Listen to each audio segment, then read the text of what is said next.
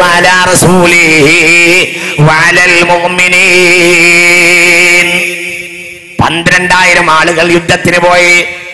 4,000 ആളോട് വേണ്ടത്ര തയ്യാറെടുപ്പ് നടത്തിയില്ല സ്വഹാബികൾ. അന്ന് സ്വഹാബികൾ തോറ്റോടി. എന്ന് ഹുനൈൻ യുദ്ധ ദിവസം സ്വഹാബികൾ തോറ്റോടിയത് ഓർമ്മയുണ്ടാ? ഉഹദിലല്ല, എന്ന് ഹുനൈനിൽ. അന്നും സ്വഹാബികൾ എത്ര ഉണ്ട്? 12,000.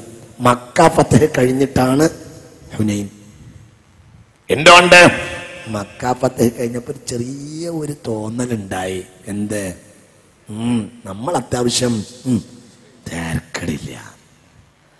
لقد نصركم الله في مواطن كثيرة ويوم حنين إذا أعجبتكم كثرتكم فلم تغن عنكم شيئا وضاقت عليكم الأرض بما رحبت ثم وليتم مدبرين. ഹുനൈനിലേക്ക് പോയപ്പോൾ നിങ്ങൾ എണ്ണപ്പെരുപ്പത്തിൽ അത്ഭുതപ്പെട്ടു. നമ്മൾ ഇന്ന് 12,000 ആളേ ഉള്ളൂ. ശത്രു എത്ര? 4,000. ഒരു കാലത്ത് നമ്മൾ ശത്രു നമ്മുടെ 3 ഇരട്ടി കൂടുതലുണ്ടായിട്ട് ശത്രുവിനെ നമ്മൾ തോൽപ്പിച്ചു എന്ന് ബദറില്. ഇന്ന് നമ്മൾ ശത്രുവിന്റെ 3 ഇരട്ടിണ്ട്. ഇന്ന് നമുക്ക് എന്ത് ശത്രുവാന്ന് പേടിച്ചു. എന്നാലോ ഫലം തോന്നിയാക്കും യുദ്ധം തുടങ്ങിയപ്പോൾ ആ എണ്ണപ്പെരുപ്പം കൊണ്ട് ഒരു നേട്ടവും ഉണ്ടായില്ല. എന്റെ മഹാന്മാരായ ഉമറാക്കൾ, നേതാക്കൾ, ഉമർ സാഹിബ് അടക്കമുള്ള ജനപ്രതിനിധികളൊക്കെ ഇവിടെ ഉണ്ട്. എനിക്ക് വളരെ കറക്റ്റ് ചെയ്ത് പറയാനുള്ളൊരു വാക്കാണ്. ഒരിക്കലും എണ്ണപ്പെരുപ്പത്തിൽ അത്ഭുതപ്പെടേണ്ട. എണ്ണപ്പെരുപ്പത്തിനെ തൃപ്തിപ്പെടുത്തുകയും വേണ്ട. എണ്ണപ്പെരുപ്പം മുസൽമാന്റെ അടിത്തറയുടെ ഐഡന്റിറ്റിയുമല്ല. എണ്ണപ്പെരുപ്പത്തെ കാണുകയും വേണ്ട. മുസൽമാൻ അതൊന്നും അല്ല അടിത്തറ. മുസൽമാന് അള്ളാഹു മനുഷ്യന്റെ കൽബിൽ ഒരാളെ പറ്റി സ്നേഹമിട്ട് കൊടുക്കണമെങ്കിൽ അയാളെ അള്ളാഹു സ്നേഹിക്കണം. മനസ്സിലായോ? അപ്പോൾ എണ്ണപ്പെരുപ്പത്തിന് ഒരു പ്രതിസന്ധി സാഹചര്യത്തിൽ 1 സെക്കൻഡ് കൊണ്ട് സ്നേഹിട്ട് കൊടുക്കും. മനസ്സിലായില്ല? അത് തെരഞ്ഞെടുപ്പിന്റെ തലേ രാത്രിയുമാകാം. നിങ്ങൾ ചിരിക്കാൻ വേണ്ടി പറഞ്ഞല്ല, ചിന്തിക്കാൻ വേണ്ടി പറഞ്ഞ. ശത്രുവാണെന്ന് വിചാരിക്കുന്ന ഒരു ഫലിതം ഞാൻ വായിച്ചു. ഒരു 101 കഥകളുള്ള ഒരു ചെറിയ പുസ്തകം ഉണ്ടല്ലോ, എത്ര പോന്നൊരു പുസ്തകം. അതിലുണ്ട് വോട്ടെണ്ണിയപ്പോൾ എതിരാളി കൂടിയക്ക് നേട്ടം കൂടിയെങ്കിലും ഇലയെണ്ണിയപ്പോൾ ഞാനാണ് ജയിച്ചത്. മനസ്സിലായില്ല? അതായത് തെരഞ്ഞെടുപ്പിന്റെ മുമ്പ് കൂടെ കൊണ്ട് നടന്ന ആളുകൾക്ക് ഭക്ഷണം കൊടുത്ത് തീറ്റിയപ്പോൾ, ഇലയെണ്ണിയപ്പോൾ ഞാനാണ് ജയിച്ചിരുന്നത്. വോട്ടെണ്ണിയപ്പോൾ ശത്രുവാണ് ജയിച്ചതെങ്കിലും ഇലയെണ്ണിയപ്പോൾ ഞാനാണ് ജയിച്ചത്. അവിടെ ചിന്തിക്കണം. 1 സെക്കൻഡ് കൊണ്ട് ക്ലിക്കടിച്ചു കൊടുക്കും. 1 സെക്കൻഡ്. ഇയാൾക്ക് ഒരാളെ അള്ളാഹു സ്നേഹിച്ച നല്ല രസമുള്ള ഒരു ഹദീസ് ഉണ്ട്. അത്ഭുതമാണ് ഹദീസ്. ഒരാളെ അള്ളാഹു സ്നേഹിച്ചാൽ അള്ളാഹു ജിബ്രീലിനെ വിളിച്ചിട്ട് പറയും, ഇന്നി ഉഹിബ്ബു ഫുലാനൻ ഫഅഹിബ്ബഹു. ഇന്നാലെന്നെ ഒരാളെ എനിക്കിഷ്ടാണ്, അയാൾ നിങ്ങൾ ഇഷ്ടപ്പെട്ടോളൂ എന്ന് പറയും. ആരോട്? സയ്യിദുനാ ജിബ്രീൽ. ഫയുഹിബ്ബുഹു ജിബ്രീൽ. അപ്പോൾ അയാൾ ആരിഷ്ടപ്പെടും? ജിബ്രീൽ ഇഷ്ടപ്പെടും.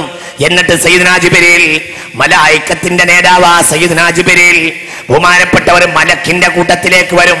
ഇന്നല്ലാഹ യുഹിബ്ബു ഫുലാന വഅന ഉഹിബ്ബുഹു ഫഅഹിബ്ബു. അല്ലാഹു ഒരാളെ ഇഷ്ടാണ്, അത് കാരണം ഞാൻ ഇഷ്ടപ്പെട്ടിട്ടുണ്ട്, അതുകൊണ്ട് നിങ്ങളും ഇഷ്ടപ്പെട്ടോളൂ എന്ന് പറയും. ആരോട്? മലക്കുകളോട്. അതോടുകൂടെ ആകാശലോകത്തുള്ള മലക്കുകൾ മുഴുവനും അയാളെ ഇഷ്ടപ്പെടും.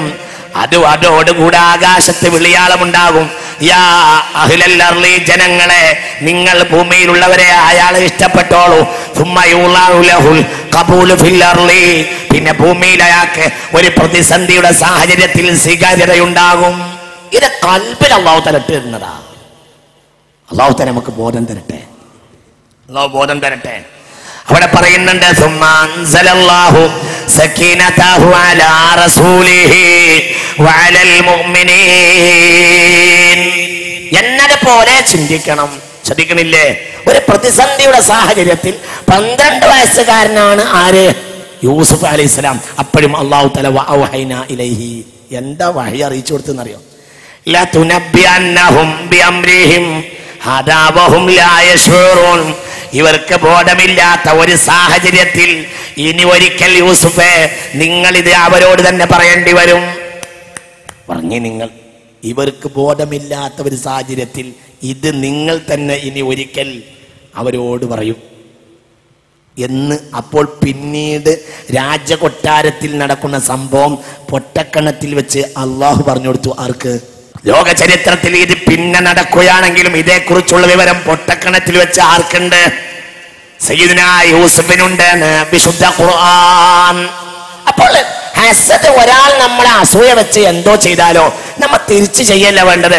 നമ്മൾ സ്വാബിറായാൽ പ്രതിസന്ധി സാഹചര്യത്തിൽ ആരുണ്ടാവും? അല്ലാഹു ഉണ്ടാവും. മനസ്സിലായില്ലേ നിങ്ങൾക്ക്? ഇനി നിങ്ങൾക്ക് കേൾക്കണോ രസം? ഇനി നിങ്ങൾക്ക് കേൾക്കണോ? ഈ 10 ആള് വരുന്നുണ്ട്.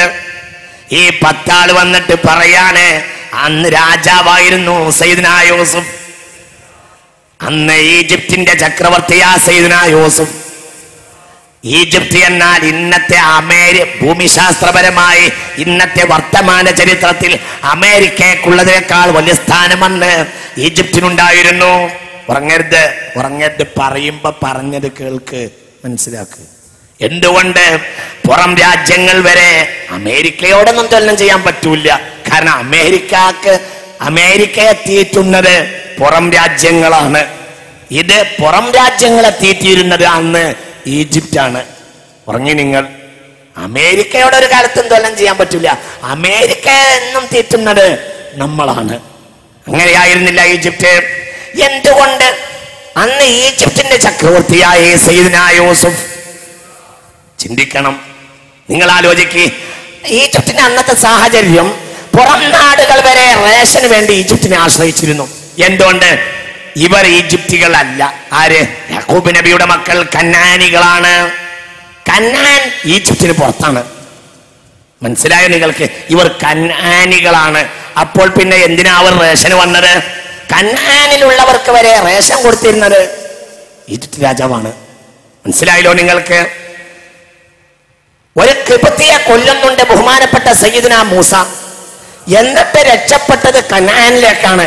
കനാൻ ഈജിപ്തിന്റെ പുറത്താണ്. കനാനിലെത്തിയപ്പോൾ ശുഐബ് നബി പറഞ്ഞത്, നജൗത മിനൽ ഖൗമിൽ ളാലിമീൻ, നിങ്ങൾ രക്ഷപ്പെട്ടിട്ടുണ്ട് എന്നാണ് യൂസുഫ് നബി മൂസാ നബിയോട്. അപ്പോൾ കനാൻ ഈജിപ്തിന്റെ പുറത്തായിരുന്നു. അങ്ങനെയുള്ള നാട്ടിന്റെ ഈജിപ്തിന്റെ ചക്രവർത്തിയായി പിന്നീട് ആര്? സയ്യിദുനാ യൂസുഫ്. ഇനി രസമുണ്ട്. ഇനി അവിടെ ഒരു ആയത്തുണ്ട്. ആ ആയത്ത് വല്ലാത്ത. ഇവർ 10 ആള് റേഷന് വേണ്ടി വന്നിട്ട് പറയാ, യാ അയ്യുഹൽ അസീസ് ഖദ് മസ്സനാ വാഹിലന അല്ലർ വജീനാ ബിബിളാത്തിൻ മുസ്ജാത്തിൻ ഫൗഫി ലനൽ കൈല വതസദ്ദഖ അലൈനാ ഇന്നല്ലാഹ യജ്സിൽ മുതസദ്ദിഖീൻ. വയല് നടത്തിയ പിരിവ്, വയല് പറഞ്ഞിട്ടുള്ള പിരിവ്. യാ അയ്യുഹൽ അസീസ്, മഹാരാജാവേ അത് മസ്സനാവാഹിലനല്ലുറു, ഞങ്ങൾക്കും കുടുംബത്തിനും വലിയ ക്ഷാമവും ദാരിദ്ര്യവും ബാധിച്ചിരിക്കുന്നു. റേഷന് വിലയായി കൊണ്ടുവന്നത് തീരെ വിലയില്ലാത്തതുമാണ്. മനസ്സിലായില്ല? റേഷൻ വാങ്ങണമെങ്കിൽ മനസ്സിലായില്ല. BPL അരി കൊടുക്കും സർക്കാർ. അതിനുമുണ്ടല്ലോ എന്ത്? 1 കിലോ BPL അരിക്ക് എത്ര ഷാവൂല? എത്ര? 4 റുപ്യ 3 റുപ്യ? എത്ര? 3 റുപ്യ. ഒരു 3 റുപ്യ അതിനും വേണ്ടേ? റേഷനാണെങ്കിലും ഒരു റേഷന്റെ വില വേണ്ടേ? റേഷന്റെ വില വേണല്ലോ. റേഷൻ വാങ്ങാൻ വേണ്ടി ഞങ്ങൾ കൊണ്ടുവന്ന വില വളരെ നിസ്സാരമാകുന്നു. ഞങ്ങളെ വില നോക്കിയാൽ ഞങ്ങൾക്കൊന്നും തരാൻ യോഗ്യതയില്ല. പക്ഷെ ഞങ്ങളെ കുടുംബം വളരെ പട്ടിണിയില്ല. അതുകൊണ്ട് ഞങ്ങൾക്കൊന്ന് പൂർത്തിയായി അളക്കണം. ഞങ്ങൾക്ക് കുറച്ച് സ്വതക്ക തരണം രാജാവേ. ഇന്നല്ലാഹ യജ്സിൽ മുതസദ്ദിഖീൻ, സ്വതക്ക കൊടുക്കുന്നവർ